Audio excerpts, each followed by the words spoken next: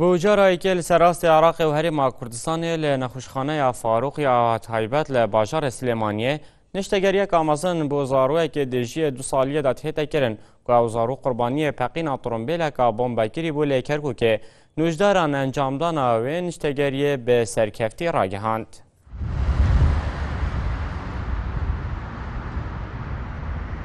نخوشخانه فاروق یا تایبت لباجار سلیمانی را بو به انجام دانا پترج سین نشترگری اکو مازنترین نشترگری نو بوجارا ایکه دهنه کرن لعراق و هرما کردستانه بوزاروی که تمن 2 سالا کو به تقین طرمبیل که بومباکری لکرکوک به دجواری بریندار بویو او نشترگری به برانبر بوی زاروی هاتین انجام داین. ما وەکو حاڵەتی ئیمەرجنسی کەم لەبەرەوەی خەستەخانەکەمان نوێیە کەمترین یعنی نەخۆشی ئیمەرجنسی وەرگین بەس ئەم نەخۆشە یعنی ئەتوان بڵم حاڵەتێکی ئینسانی بوو لەبەرەوەی مناڵێک بوو لە تەقینەوە هاتبوو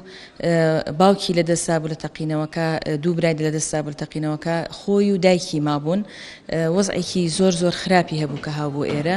ئیتر وەکو شتێک یعنی هەموو وەکو یعنی ئیشێکی ئینسانی هەموو ڕامان کرد بەرەو ڕووی و هەمووی عیلاجمان کرد طبعا لە پێشە دکتۆر هەمووتمان ئێمە خۆمان بەبێ بەرامبەر عیلاجەکەین بەڵام نەخۆشخانەکە خۆی قەراریە لە ئەخیراوتی من ئەسڵەن یعنی هیچ شتێک لەم مناڵە وەرناگرم مهمەوەی ئەم مناڵە بکەوێتەوە سەر وەزعی خۆی.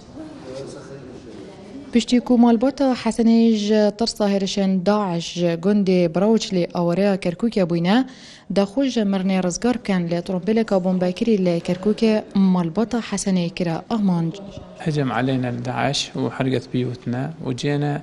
في كركوك. داعش هرشي كرد سرمان مالكان ما نيويران كرد آواري كركوك بوين لەوێ شوێنێکیان بۆ دابین کردین کە تێدا نیشتەجێ بین